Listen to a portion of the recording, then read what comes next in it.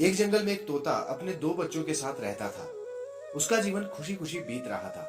लेकिन एक दिन शिकारी की नजर तोते के बच्चों पर पड़ी। वह उनको पकड़कर उपहार में देने के लिए राजा के पास ले गया। राजा बहुत खुश हुआ और शिकारी को सोने की 100 सिक्के दे दिए।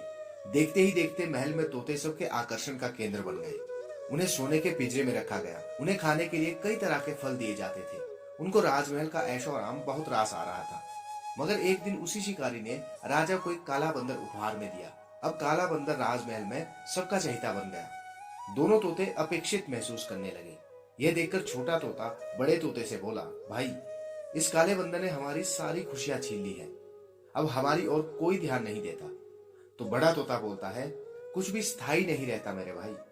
हमेशा के लिए कुछ भी नहीं रहता। एक दिन बंदर ने महल में बहुत उत्पात मचाया।